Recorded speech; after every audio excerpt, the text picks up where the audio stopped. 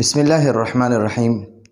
نن ان شاء الله زموږ د علم الصرف شپږم نمبر سبق دی او نن به ان شاء الله موږ اثبات او مثبت زده کوو چې اثبات څه ته وایي او مثبت څه ته وایي.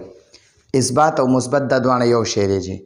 نو اثبات یا مثبت، اثبات یا مثبت، یا ورته اثبات پوي یا ورته مثبت وي. که اثبات ورته وي عموم صحیح ده، که مثبت ورته وي عموم صحیح ده. او نفی یا منفی، که نفی ورته وي فعل نفی عموم صحیح دی، که فعل منفی ورته وي عموم صحیح دی. فعل اثبات یا فعل مثبت دا دواړه صحیح دي.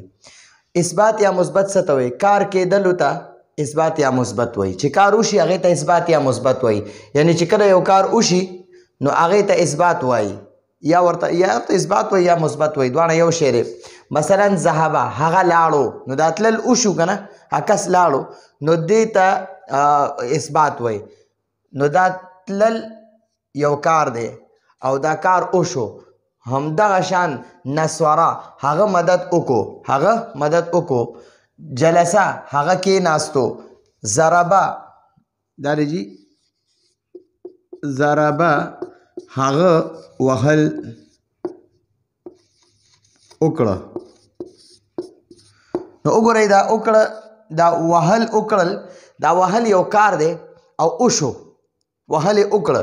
نو دا دې ته اوس اثبات یا مثبت وایي. او نفي یا منفي څه ته وایي؟ د دې الټ دی، د دې الټه دی چې کار وشي هغې ته اثبات یا مثبت وایي. چې کار وشي هغې ته اثبات یا مثبت وایي. چې کار ونشي هغې ته نفي یا منفي وایي. چې کار ونشي د کار نه کېدلو ته نفي یا منفي وایي. د کار نه کېدلو ته نفي یا منفي وایي. مثلا ما نسوره، هغه مدد ونه کړو، دوی کې دا مدد ونه شو، دا کار ونه شو، نو دې ته نفي وایي.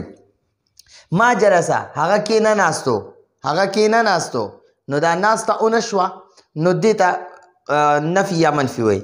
ما ذهبه، هغه لا نړو، دا تلل ونه شو، نو دې ته نفي یا منفي وایي. دقه شانتې ما ضربه، هغه وهل ونه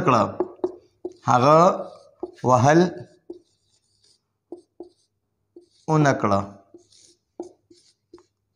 وګورئ دا کار ونه شو. نو چې کار وشي هغې ته مثبت یا اثبات وایي، اثبات یا مثبت وایي. فعل اثبات یا فعل مثبت. او چې کار ونشي هغې ته فعل نفي یا منفي وایي. چې کار وشي هغې ته فعل اثبات یا مثبت وایي. او چې کار ونشي هغې ته فعل نفي یا منفي وایي. چې کار وشي هغې ته فعل اثبات یا مثبت وایي. چې کار ونشي هغې ته فعل نفي یا منفي وایي.